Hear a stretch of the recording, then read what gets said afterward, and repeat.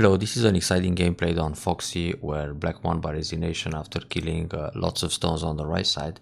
In the early stage, white was scrolling a lot and he lost that group and he lost another group. He lost a bunch of stones in the top two. Then he came back a little bit, killing the stones in the middle left, but still not enough to turn the game around. So this game was extremely tactical most of the time and it's very typical for a Fox Go game. Let's check it out. So very modern Fuseki again with the 2-space high Shimari. White plays the low approach. It's slightly common to play the high approach in this case when black has the Shimari facing this Q3 corner, but it's probably more or less a matter of style. So I keep seeing this Joseki a lot in professional games, but the low approach is also very popular, so can't be wrong. Now black has all kind of pincers here. One of the options for black is to go R9 or R8, can also be the high pincer, Q8 and Q9, because this kind of pincer, it's in a pretty good distance from R16, so nice relationship with the top right Shimari. But the type pincer, it's an option too, so white jumps out, which is quite normal.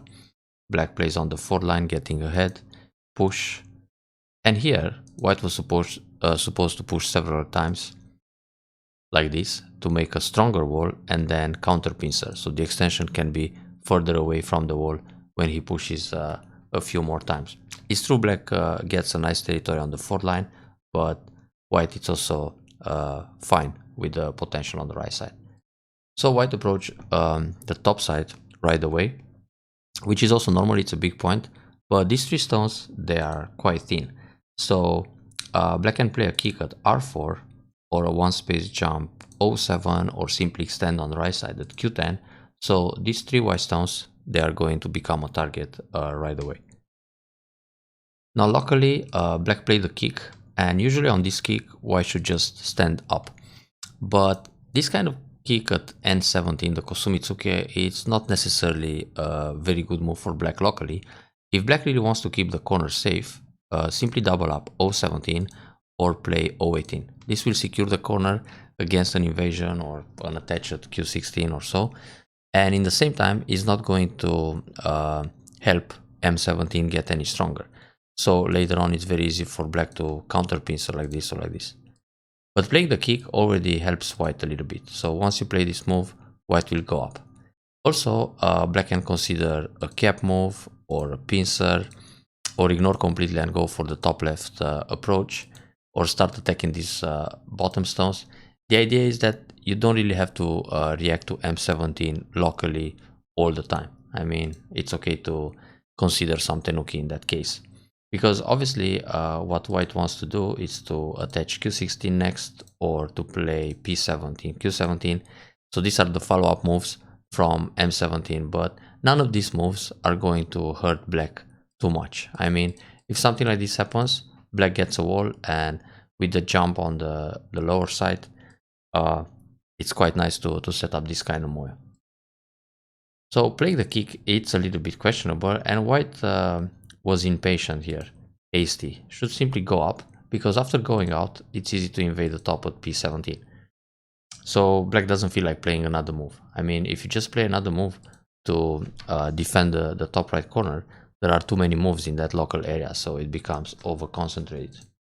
But white is trying the attach right away, so black blocks to keep the territory and crosscut.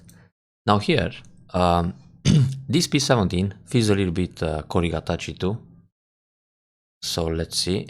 And white can actually profit, so a better move for black locally is to play Atari Q15.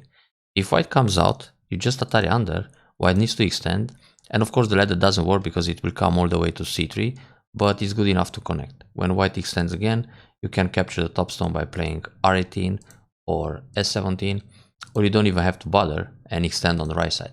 So this stone in the corner will die, and this group on the outside is just a heavy group that white has to keep running with. So this is excellent for black. Now, if white plays Atari under to get a Sabaki real quick, black just captures and white is still on the run. I mean, when white plays Nobi, black will take the corner. If white plays in the corner just to leave like this, it's gonna be quite painful. And black again can profit on the outside. So this would be a much more active way for black to defend that corner against the crosscut. When you play p17, white can go s16, then push again. If you go for the corner, white can extend down once and then sacrifice both stones in order to get a position on the right side. So this again becomes over concentrated for black. So many stones to capture those. Now, if you don't want to get the squeeze on the outside, you're going to play no b, but then white descends and the corner is alive. So again, black is somewhat a little bit crowded with that group in the corner.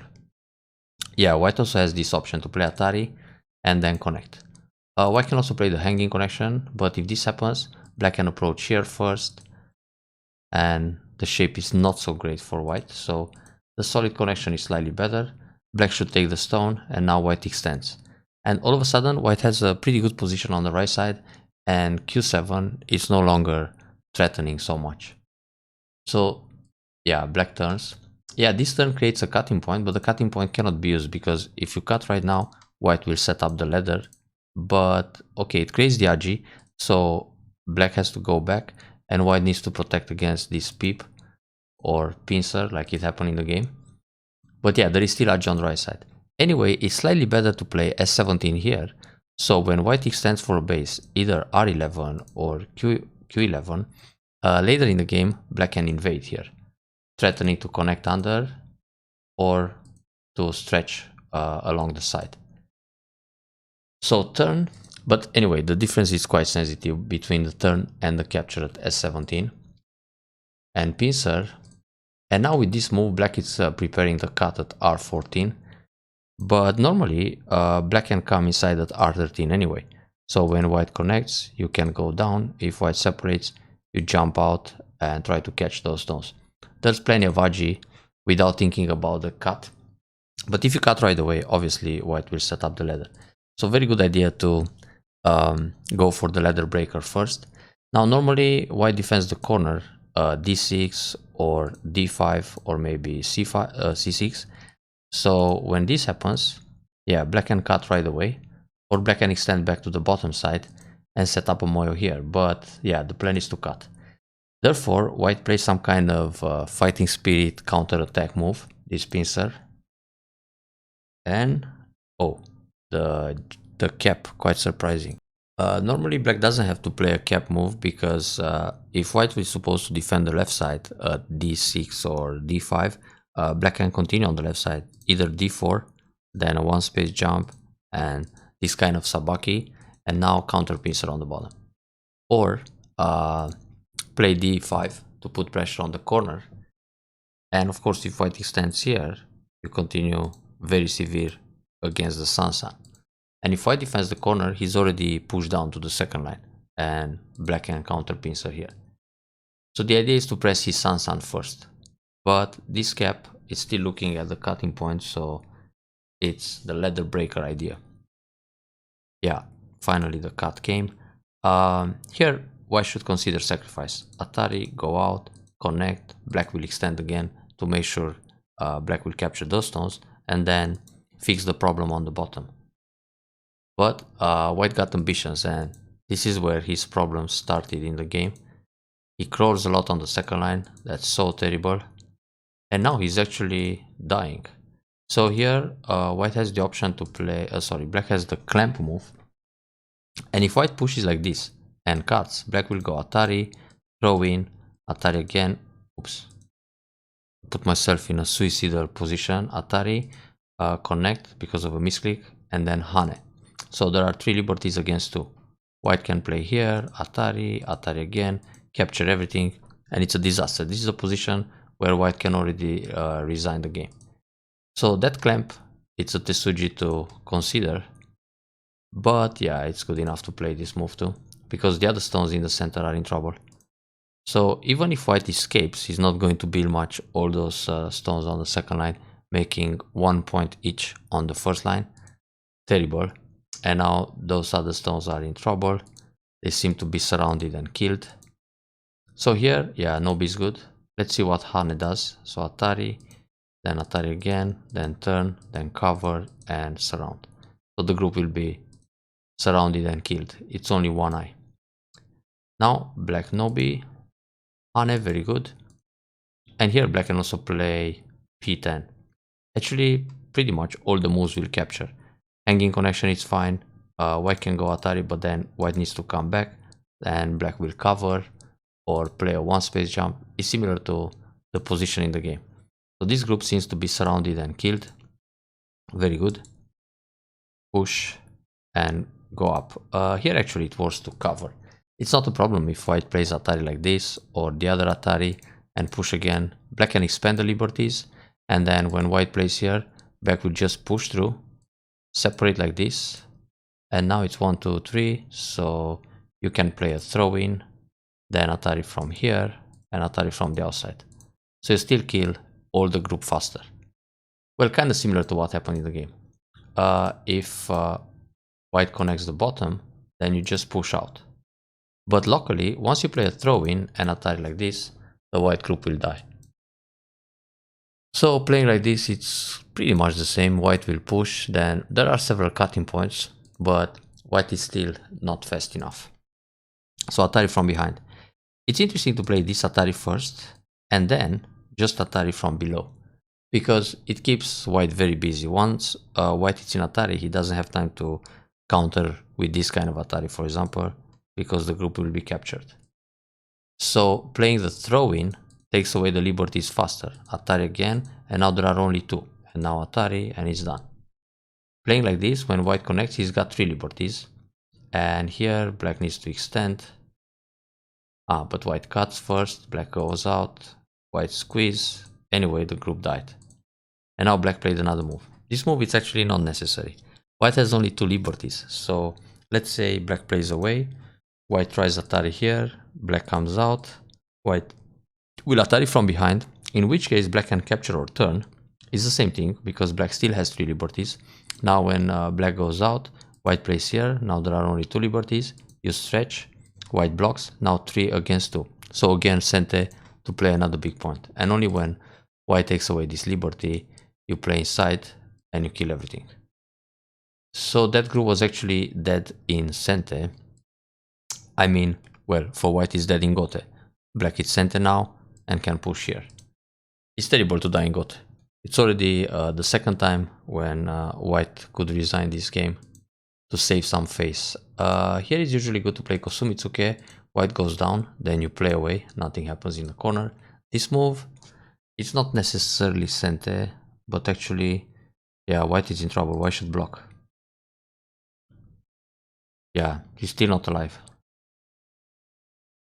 Black can take away the base here, and this group is in a lot of trouble once you surround. Yeah. He can make some life, but ouch. Rather die than make that life. So now it's quite interesting to come out here at d4, then when white blocks, just escape. But okay, that can happen later too.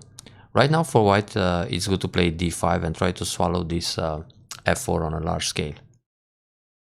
But white is trying to do some magic in the top. This bump is not so great. Usually Hane, white pulls back, then you play a hanging connection or a solid connection or a Nobi. This is similar to the Joseki where white plays the attach on the third line. You block, he Nobi, and you play the hanging connection. So if you look at the situation with the attach on top, it's the same thing in a mirror, more or less, upside down. So when white Hane, you block with Hane. When he blocks here, you take a Ponuki and you jump in the middle. This is a basic Joseki. And this one too. Either Nobi or hanging connection. So the variation comes to an end. So, push. The other Joseki is here. When black connects, white can play Kosumi, black plays a one space jump, white can slide or jump in the top to keep the top area safe, and then black extends probably a little bit further, c9 or d9, extend from the wall. If white doesn't play the jump at h16 and goes just b14, it's very nice for black to play h16 and build the top area and the middle. So all these Josekis, black will go for some outside thickness. But now it gets a bit tricky. So Hane, Yeah. Tari tak tak. This honey works. But now, black should play either hanging connection or solid connection. If white connects the top stone, you have Atari here and catch the stone on the left side. If white protects the left side against this cut, then you play Atari and capture the stones in the top. So here, white has to sacrifice that stone and the corner gets very strong and white still needs this kind of move. Then you have to do something about the left side. But if white tries to resist, when you block and he turns, you have the block in the corner and then Atari under, Atari again, and capture everything. So there is nothing to worry about in the top left corner. The sequence is forced. Anyway, this Atari it's a bit hasty because once you connect here, you create Miai between capturing E17 and the cut D13. But if you play Atari under, white will connect and then you still have the problem with the double Atari. So once you block here, you gotta... So now white has time to connect at D13 too. Well, black cuts, very good. And now connect. The cut actually creates some RG, which is well timed. Then invade. I think it's more interesting to play somewhat in the middle, like C8. If white will defend against the edge at D13, so capture the stone in the net, black simply extends 2-space jump to make a base and threaten the escape of F4. Now, if white plays here, there is still RG in the corner with this shoulder hit and attach. And also, black can come out from the stone in the top, then run in the middle, trying to get the top group in trouble. So something like this can happen, jump out, and now white has an issue with the top group and the one on the left side. So the fight would be different in the game, and then black is not going to lose the stones in the middle. Actually, in the game it shouldn't happen either. Anyway, the idea is quite similar, so this move is threatening to move out from D13, then extend for a base. White pincers. For white it's proper to capture this stone, but black simply makes a base on the left side, and well, once again, white should resign this game. But white keeps hoping, so this is fine. Normally, white should cover on the left side, and then still fight if black takes away the extension, and in the top it's better to extend on the third line at J17 to keep everything safe. But playing this move on the fifth line, white is hoping to catch those 3 stones. So let's see what happens. It's more urgent for black to jump out. Because even if white plays another move in the top, let's say a Nobi or something to defend that top area, black can start moving out on the left. And if white defends the left side to kill this C10, now black can come in the top at J17 to put more pressure on the top group. So we have a pincer, white fights back, black jumps, this makes sense. This bump is to prevent the wedge at G13, but actually it's not a big problem. Black can play a flexible move like J11, so when white tries to cut, then Atari from behind and connect. So let's see how this turns out.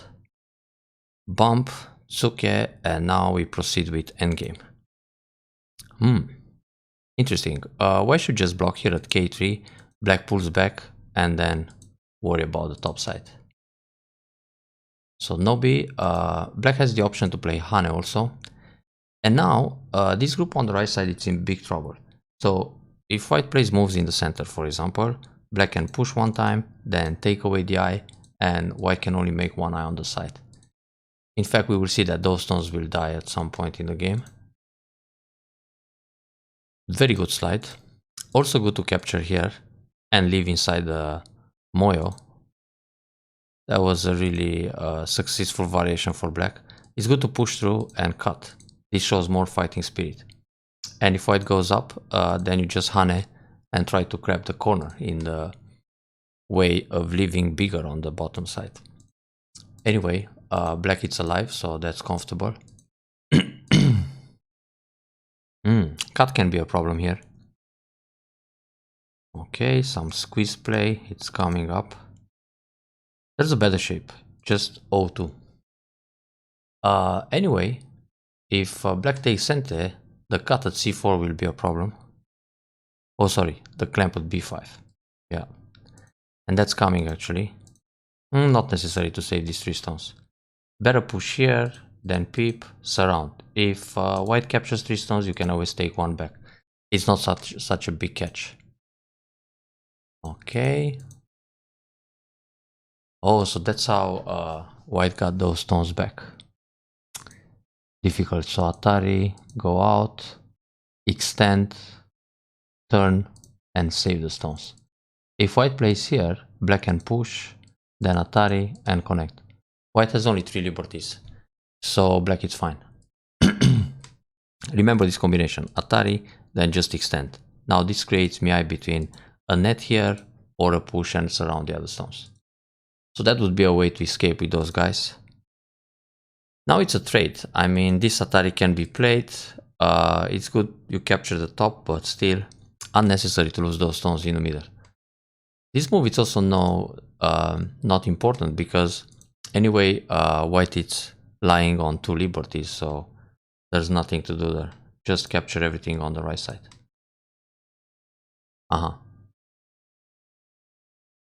Yeah, the clamp here was super big. And this move is not even necessary. So once you clamp, if white goes down, you have the cut, so Atari, go out. If Atari here, turn. This is a disaster. And if he blocks here, you just Atari and push. Center reducing. This move is not necessary because let's see the liberties. 1, 2, 3, 1, 2, 3, 4, 5.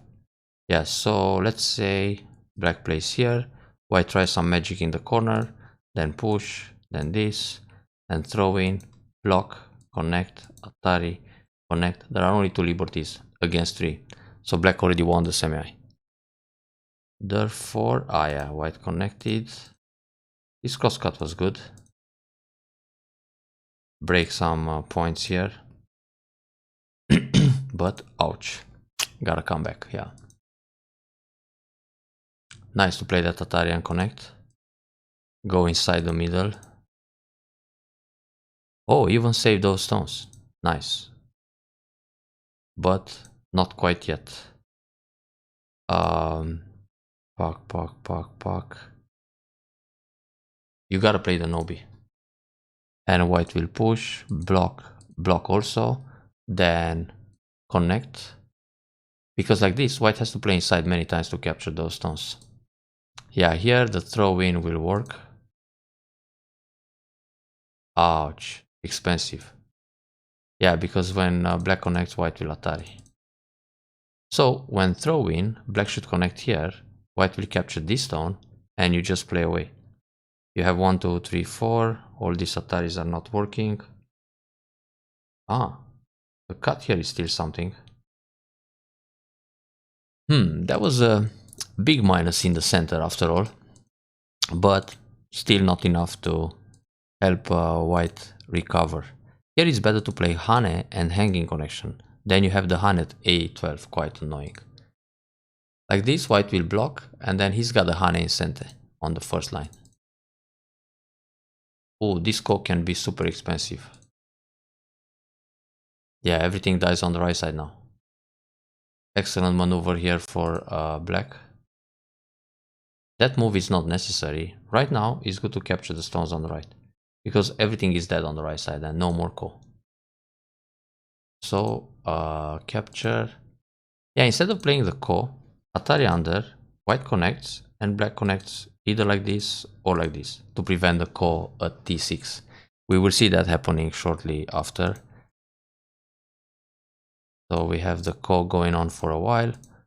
Then black played away. Black should play t6. This is to prevent the double Atari in ko at t6.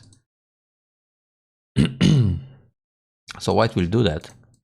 Oh, that was wrong. White should play Nobi. Let's see. That lost a few more points. You don't have to play a16 right away. You can play Hane and connect. If white cuts, capture. Or don't play anything.